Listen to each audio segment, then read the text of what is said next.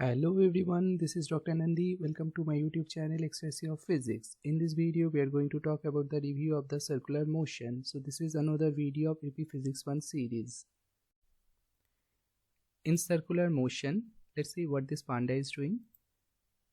Oh my god, panda is showing the martial arts. He is spinning a nunchaku. So this could be a nice example of circular motion. Now let's come to the main point. Under this circular motions, we'll be talking about the rotational parameters, and different rotational parameters are angular displacement, angular velocity, and angular accelerations. And then it is followed by the periodic time, or you can say the time period. Time period is the time taken for one complete rotations in circular motions, and then we'll be trying to make a relationship with the linear parameters. The linear parameters are the linear displacement, linear velocity, and linear accelerations. We'll be trying to establish a relationship in between the linear and the rotational parameters. And finally, in case of uniform circular motions, we are considering under this APPhysics 1 course only uniform circular motions, which means the angular velocity it remain constant. Circular motions, the accelerations which is produced, that is due to the change of its directions of velocity vector, and this centripetal acceleration which causes the centripetal force, which is helpful to maintain the uniform circular motions, and it is always directed towards the center of the circle. Circular motions and gravitation, this is the third unit of APPhysics 1 syllabus. We are going to talk about today the circular motion. So first of all, the circular motion. To define the circular motions, we can say it's a movement of an object in a circular path. Let's consider O is representing a fixed point, and other point I am considering P. The distance in between O to P, that's considering as R. Now by keeping that R as the same distance, if the P point, if it is revolving around the point O, and again it will come back to its initial position P, then the path followed by the object, that path followed by the object, this is known as the circular path.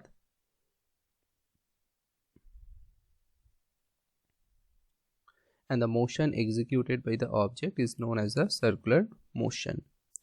Now these circular motions, it will be having the different parameters. Different circular motions parameters we have. The first parameters we are going to talk about, that the angular displacement.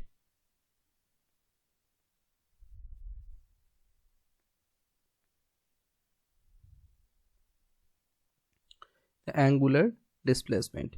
Angular displacement, that's basically represented by theta. Let's say this is the initial positions where the P point is located, and the time we are considering it is equal to 0. Now from the P point, this one is revolves around the anti-clockwise direction, and it has reached to the new position Q when the time we are considering that is equal to T. Here this P to Q, to move from the point P to the point Q, it is making certain angle with respect to the center O, and the angle subtended, that can be represented by theta. So this angle subtended with respect to the initial point, that is known as the angular displacement. The next parameter what we are going to talk about, that's the angular velocity. Angular velocity, it can be defined by the Greek alphabet omega. Let's say from the point Q, the object it has moved to a new position R, and it is making certain angle, that is in differential form we can consider it is the delta theta. So delta theta, it is the angle subtended by the object during its moving with respect to the center point O, in between from the point Q to R, it has made certain angle that is equal to delta theta, and when it has reached to the position R, let's consider the time taken, that is T plus delta T. So how much is the time taken? That is delta T only. T plus delta T, it represents the total timing at the point R. So from here, to define this angular velocity, it represents it can be defined by the rate of change of angular displacement. Rate of change of angular displacement that can be represented by omega equal to its delta theta upon delta t. So delta theta is the change in angular displacement and delta t, that's the change in time. This ratio is known as the angular displacement. Now earlier we have defined the angular displacement, the unit, SI unit, which is used to represent the angular displacement, that is radian. In short, it can be represented as rad. The unit which is used to represent the angular velocity, that's a radian per second. In short, it is rad per second. And the third parameter what we are going to talk about, that's the angular acceleration.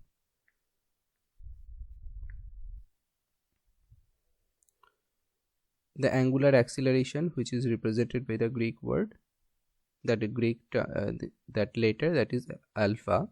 Now this alpha or angular acceleration, it can be represented by, it's a rate of change of angular velocity. Let's say I'm considering a position here. This is S. When it is passing through this position S, it has having the angular velocity, it is omega. And when it is passing through the position T, it has having the angular velocity, let's say that is omega plus delta omega. That's a certain change in the angular velocity.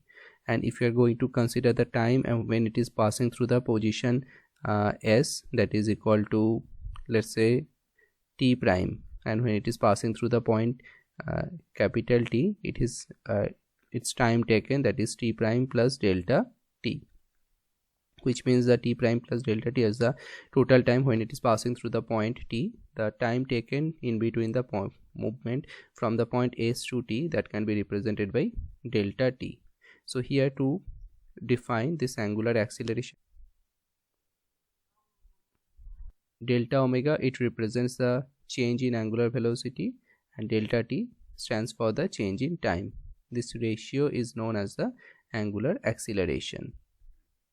And the unit, SI unit of angular acceleration, that is equal to, it's rad per second square. Rad stands for radian, radian per second square. So it's the unit of angular acceleration.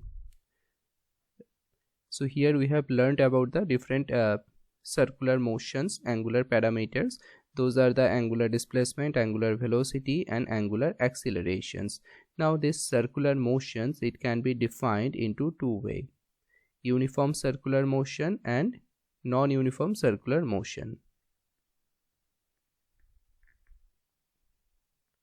Non-uniform circular motion. The uniform circular motions, it can be defined by, let's say, the O point that representing the center of the circle and the P point which revolves around the point O. So if, let's consider some time interval, I'm considering time interval, let's say delta T. Once it has started its motions from the point P, the time T, it is 0. After delta T time interval, it has reached to the position Q, and the angle subtended here, that is delta theta. So let's say the angle subtended, that is delta theta. Again after delta T time interval, so the total time it is becoming then 2 into delta T. So after again delta T time interval, it has made certain angle that is also same as delta theta, which means after regular this time interval 3 delta T, again it has made the angle that is delta theta. So with respect to the time, means for equal time interval, if it is making the certain, if it is making the same angle, if it is subtending the same angle, then that motions is known as the uniform circular motion. And in case of non-uniform circular motion, with respect to the same time interval, it is making the different angle. So you can consider some numerical value. Let's say when time t equal to delta t you can consider, let's say 2 seconds. In 2 seconds, and delta theta, let's consider 30 degree. So in 2 seconds, every 2 seconds interval, it is making the angle 30 degree. So after 2 seconds it's 30 degree, after 4 seconds it has reached 60 degree, after 6 seconds it has reached 90 degrees. So like that, if it is going to be maintained, that is known as the uniform circular motion. And non-uniform circular motion is, it's a different angular displacement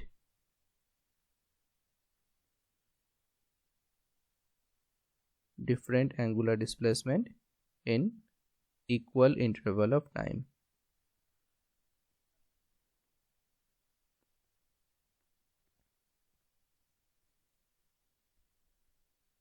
Under the linear kinematics, we went through the different parameters like displacement, velocity, acceleration. Similar to that in rotational kinematics, in just now we have learned about the angular displacement, angular velocity and angular acceleration. So presently we are trying to make a relation in between the different variables of linear and rotational kinematics.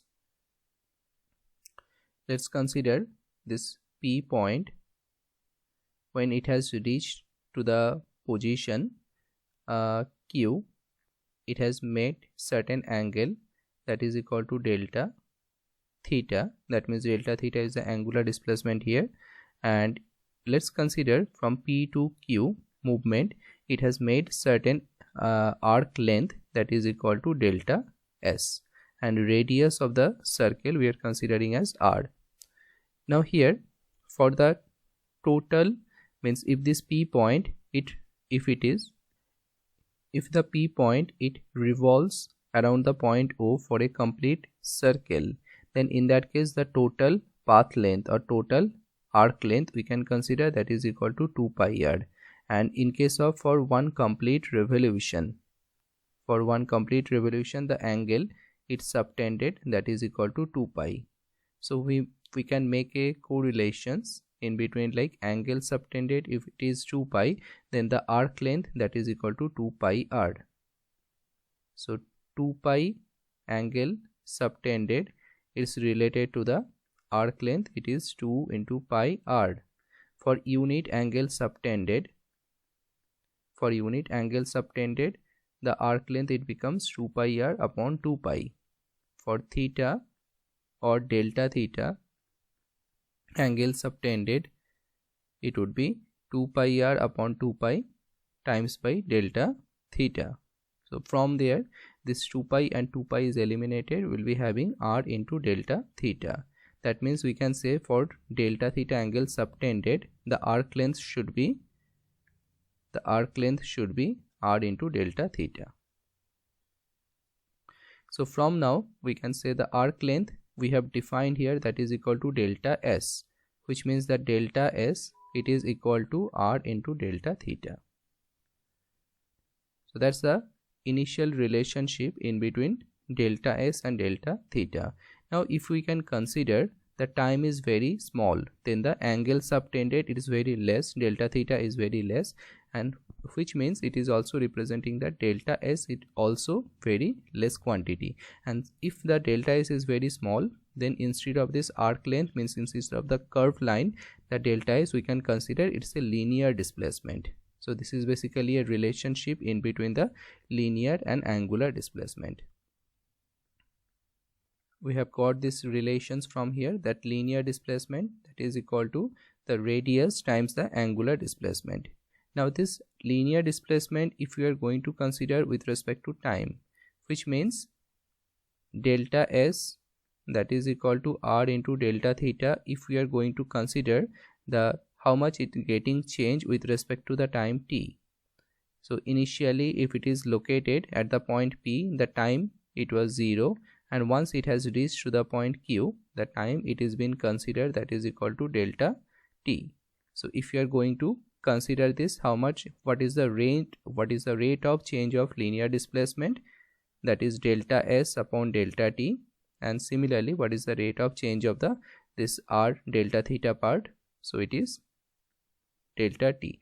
This delta t it represents the time taken, and we know from the previous part that velocity that can be represented by it's the displacement or linear displacement per unit of time, which means instead of delta S delta t we can write it down is the velocity, And since r which is representing the radius of the section, this radius is not going to change with respect to the time, so it is a constant quantity. So in that case we can say r into delta theta delta t. This delta theta delta t which is basically varying with respect to time, and that one we can just write it down as r into omega, which means we have got the relationship v equal to r into omega, where v stands for the velocity, r stands for the radius, and omega stands for the angular velocity or angular speed. So here we have got this relationship in between the linear velocity and the angular velocity. Linear velocity, that is equal to radius times the angular velocity. Now this same expressions, if you are going to consider the how much is getting change in linear velocity with respect to time, so that one we can just write it down, that delta v stands for the change in linear velocity, that is equal to delta times r omega, and this change in linear velocity with respect to the time change, so it's delta t. Here also we are going to consider delta t, so it represents that change in the velocity with respect to the time. And this expressions is basically represents it's a linear acceleration, that's the change in velocity per unit of time that represents the acceleration, so which can be represented by a. And since the same logic that r which is a constant quantity, it is not going to change with respect to the time, r will be coming out of this difference term, we can just write it down as delta omega delta t. We have defined this delta omega delta t in terms of angular acceleration, which means a equal to r into alpha. This is a relationship in between the linear and the angular acceleration. So finally we have got this relationship in between linear accelerations and the angular accelerations, that is linear acceleration equal to radius times angular acceleration.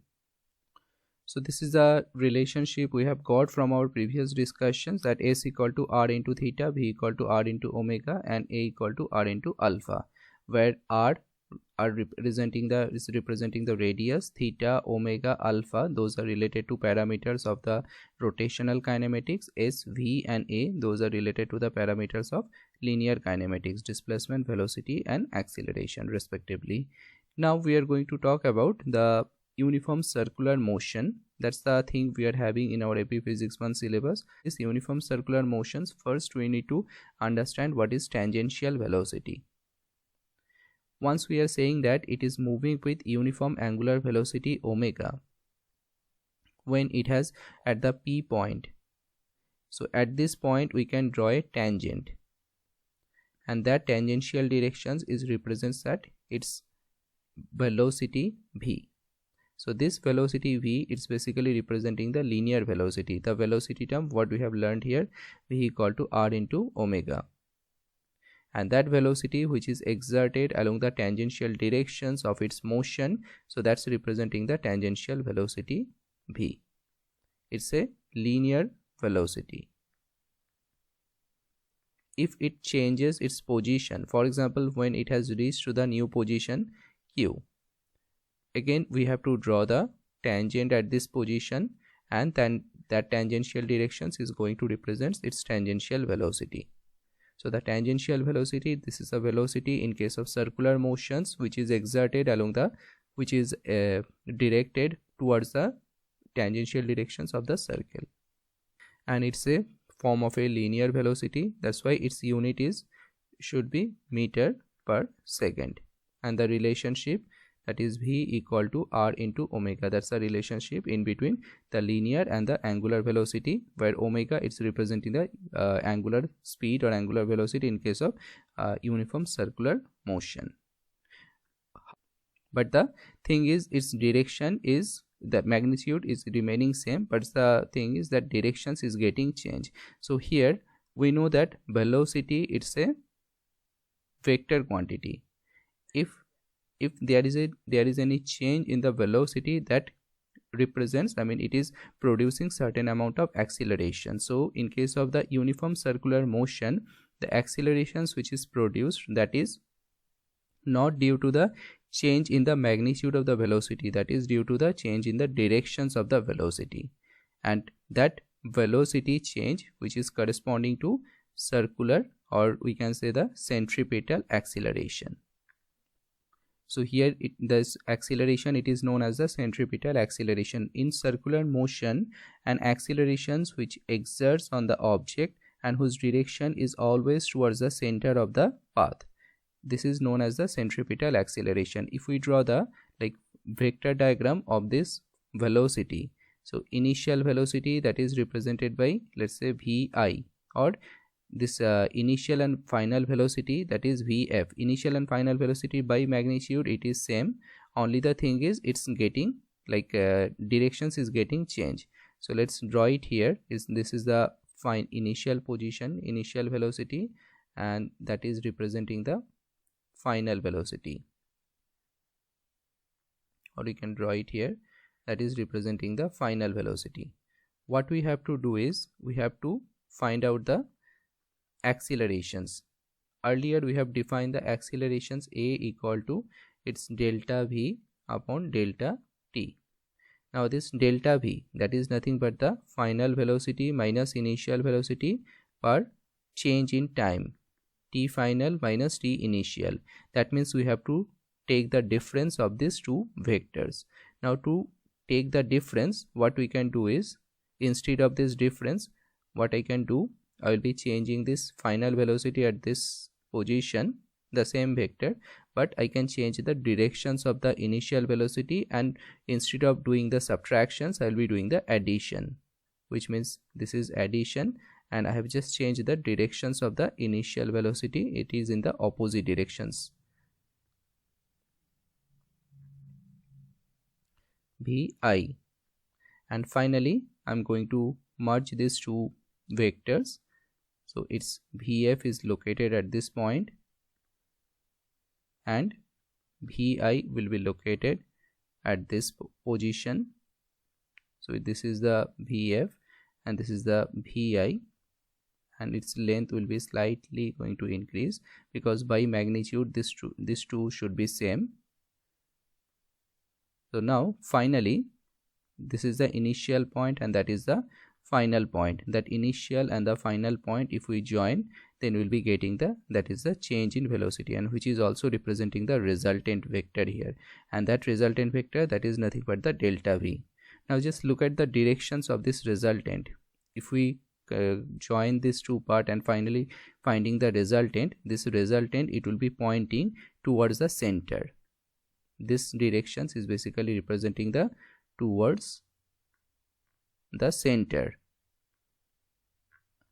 and from here we can make the conclusion this directions, I mean change in velocity, that's delta V, it produces a certain acceleration, and that acceleration is known as the centripetal acceleration, which can be represented by AC, and AC, that is equal to, its can be represented by, it will be V squared upon R. That's the mathematical expressions of centripetal acceleration.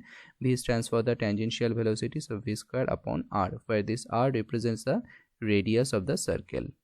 The other expressions of centripetal acceleration, that is instead of V, since we know that V equal to R into omega, we can substitute in this equation R into omega whole square divided by R. So from there we can say that omega squared R. There is another expressions of this centripetal acceleration.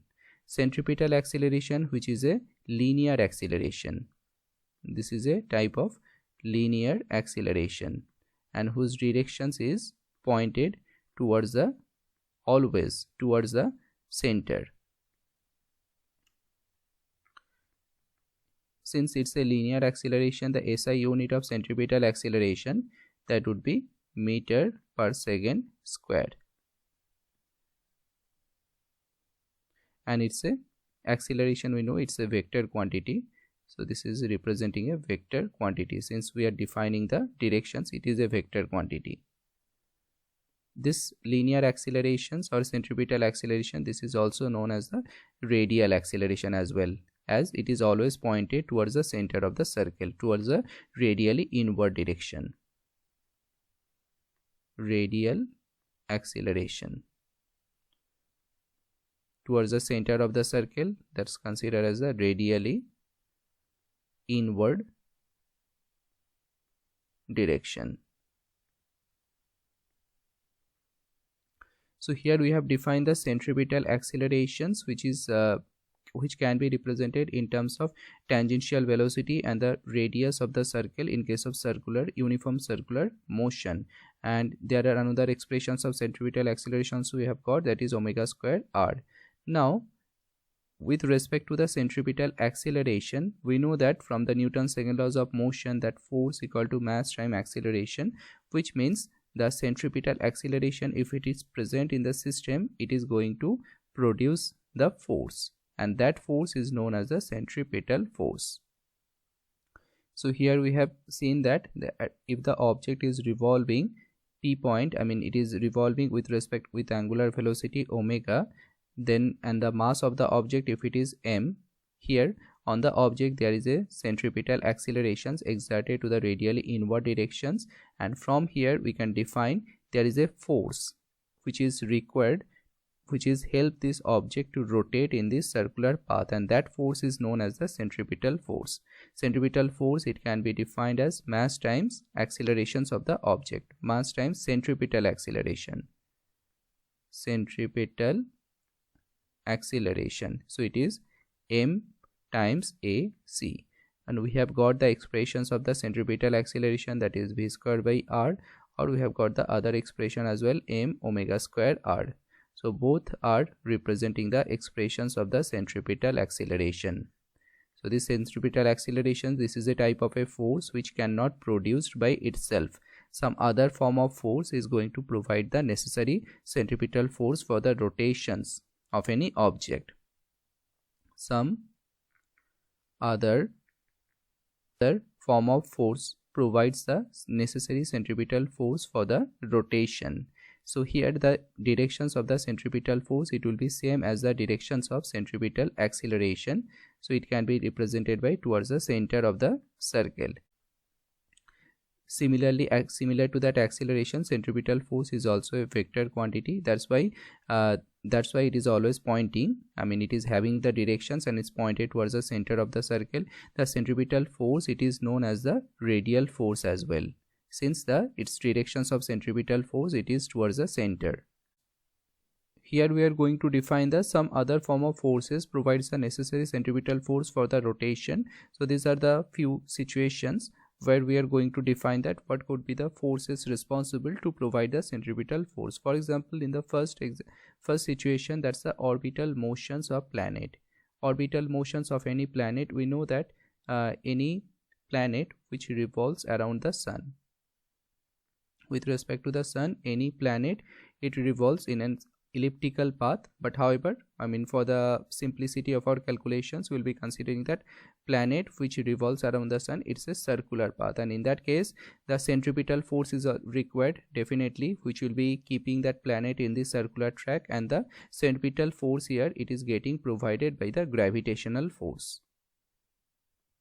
Gravitational force, the gravitational force, it provides a necessary centripetal force for the rotations of this planet, and the expressions of the gravitational force Fg, that is equal to g into m, that is the mass of the sun, times by mass of the planet upon r square, where r represents the radius of the planet.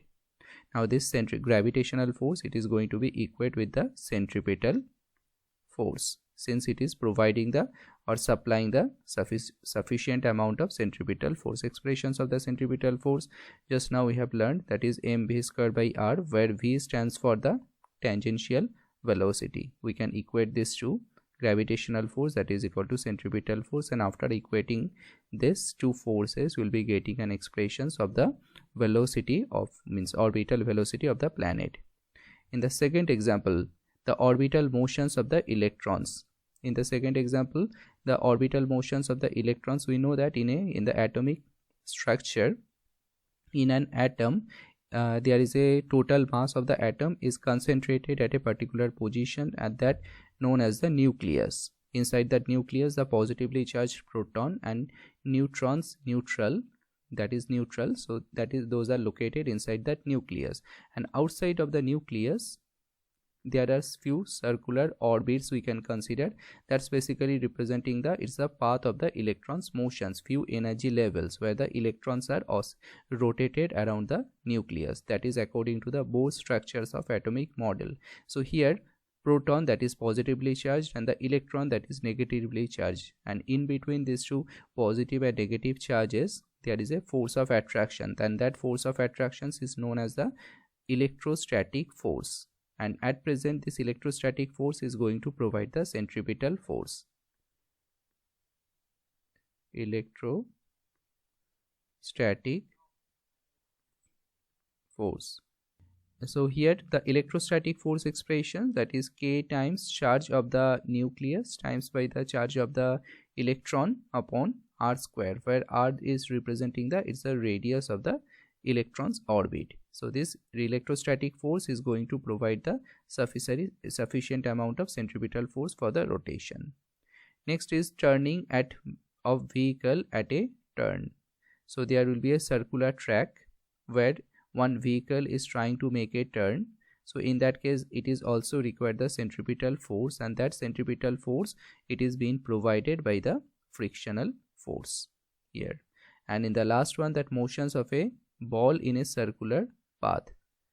So any a ball, if it is been connected with a string, and this string, if it is this ball, if it is rotated in a vertical circular path or in horizontal circular path, so in that case the tension which is exerted along the length of the string, this tension is going to provide the centripetal force.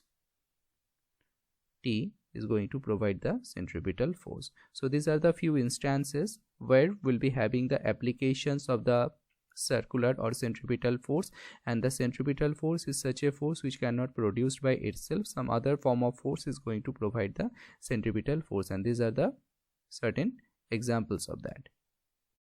So here we are going to talk about the orbital motions of the planet. Orbital motions of the planet, it can be defined by any planet, it revolves around the sun. So let's consider this one is representing the sun, around which the planet it revolves. This is representing the planet. However, the path is elliptical, but here I am just drawing it's a circular path. For the simplicity of the calculations, we are generally assuming that the path is a circular path. Now mass of the sun, it is represented by big M, and mass of the planet, it is represented by small m. And the planet, it revolves around the sun, so its tangential velocity, it can be represented by v, and the radius of the orbit, that is represented by r. So r is representing the radius of the orbit. Now the thing is, as we have discussed that means for any rotating object or for any object is producing it's executing the circular motion, so there will be a force required to the radially inward directions, and that force is known as the centripetal force. And presently, in case of orbital motions of the planet, the centripetal force usually it been supplied by the gravitational force. By the gravitational force which is produced in between the sun and the planet, that is going to provide the centripetal force. So we can say here that net force in this system, from the Newton's second laws of motion, net force in the system, that is equal to the centripetal force, and the net force is nothing but the gravitational force, that is equal to centripetal from the Newton's law of gravitation, that G times mass of the sun times mass of the planet upon r square, and that is equal to the expressions of the centripetal force is m times v square by r, where m is representing the mass of the planet, v is the tangential velocity of the planet, and r is representing it's the radius of the orbit. These are the parameters we have defined here. R, radius of the orbit, small m is the mass of the planet, capital M is the mass of the sun, capital G is representing the universal gravitational constant. Now if we simplify this equation, that mass is eliminated from here, and this R and one R is eliminated, so we'll be getting the expressions of V equal to square root of G into M upon R, where this V is the tangential speed of the planet, that is also known as the orbital speed. It is also known as the orbital speed. Now from this orbital speed we can determine that what would be the angular speed of the planet. The angular speed of the planet that can be represented by omega. This omega, it is basically representing that it's a rate of change of angular displacement of the planet around the sun with respect to time. So omega, that is equal to v upon r, where r stands for the radius of the orbit and v, that's the orbital speed. If we substitute in this equation, it's 1 by r square root of gm upon r. From there we can say it's gm. If r is it's taken inside of the square root, so it is becoming square times 1r is already there, so it becomes r cube. The time period, it represents the time taken by the planet to revolve around the sun. Complete rotations of the planet around the sun, that's representing the time period, and the time period it can be represented by it's 2 pi upon omega. So from there we have got already the expressions of omega, that angular speed. We can substitute in this equation, it's square root of gm upon r cube, and finally we are getting these expressions 2 pi square root of r cube by gm. So here we are going to talk about the turning at roads of any vehicle. Means one vehicle, any vehicle, if it is going to take a circular turn, then what would be the safest speed of its rotation? That's the thing we are trying to find out by our calculation. So here in this diagram there are two view has been represented in this case.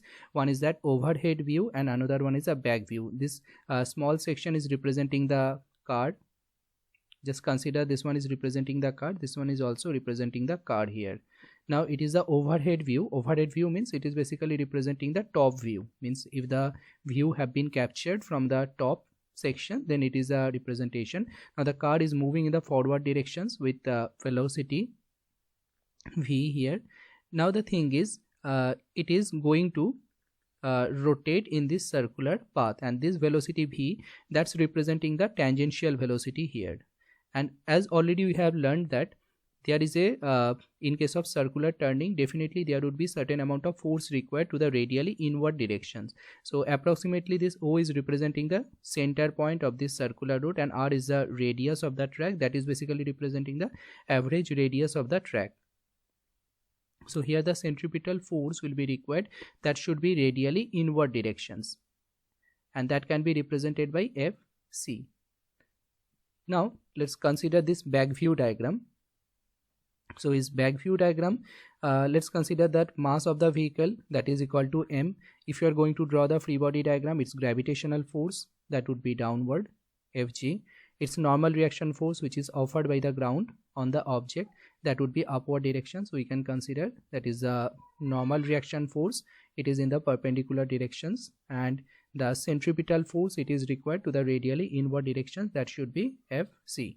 Now the thing is, who is providing the centripetal force? Since we know that centripetal force is cannot produced by itself, some other form of force is going to provide the centripetal force. Now at present the centripetal force is going to offered by the frictions which is occurred in between the movement of the vehicle tire and the road. So there will be a friction, and that frictional force is going to provide the sufficient amount of centripetal force so that the this vehicle, it can take a turn, it can take a rotation.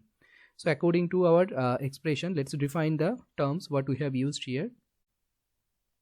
So here we have defined all the variables, all the parameters what we have used in this case, where this Fn is represents the normal reaction force, Fg is the gravitational force, Ff is the frictional force which is produced in between the tire and the road, Fc is the centripetal force that is required for the rotations of this vehicle, m represents the mass of the vehicle, smaller is representing the average radius of the tracks, and v, that's the tangential speed, with which speed the car is moving. Now according to this consideration that Newton's laws of motions, we can say that net force, that is equal to mass time acceleration, that means that is equal to that centripetal force. Now the net force is being supplied in this case, that is due to the frictional force. The frictional force is going to offer the centripetal force here. The expressions of the frictional force, that is if you are going to consider the coefficient of frictions in between the road and the tire, that is mu. So this mu, it represents the coefficient of friction.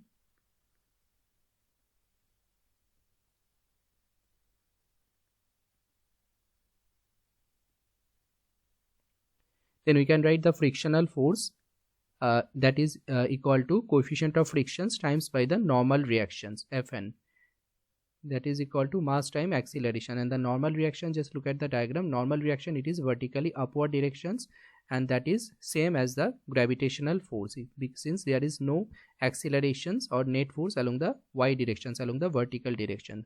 So you can say mu into Fg, and Fg is nothing but the mass of the substance or mass of the vehicle times by the gravitational acceleration mg.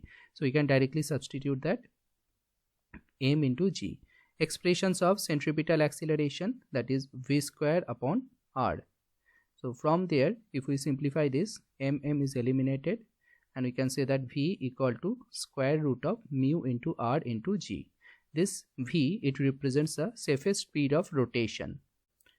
The meaning of surface speed of rotation of the vehicle, that is if the vehicle is exceeded this speed, if exceeded this speed, then there will be a probability that the vehicle will be taking a turn, or will be like collapse, or it will be just going to face some accident. That means always the speed of the car, it has to maintain within this range. That means the surface speed is better to write it less than equal to square root of mu into r into g.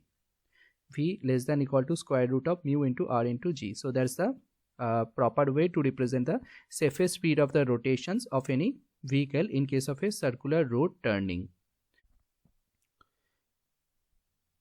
Here we are going to define the vertical circular motion. This is another applications of the circular motion. So here in this diagram, it's shown that that O is representing the center of the circle, and L is representing the length of the string with which one ball it is attached. Now this is making an vertical circle here. So it's B is representing the bottommost positions, and A represents its topmost position. If you are going to define the free body diagram, so here the mass of the object, that is equal to m. Now corresponding to that, its gravitational force exerted in downward direction, that is equal to mg, and the tension which would be exerted towards the center of the circle, that is b. Now the net force, since it's a circular motion, so there would be a net force exerted to the radially inward directions, so that would be towards the center of the circle. And here the tangential velocity Vb, which will be exerted along the tangential directions, and the mass of the ball, it is represented by m. Now the at the topmost position, it is having the gravitational force Fg, that is downward directions, tensions which is exerted towards the length of the string, that is also Ta towards the center of the circle, and the net force, since it's a circular motion, so there will be the net force, that is a centripetal force exerted towards the radially inward directions, and Vs stands for the tangential velocity exerted at the point A.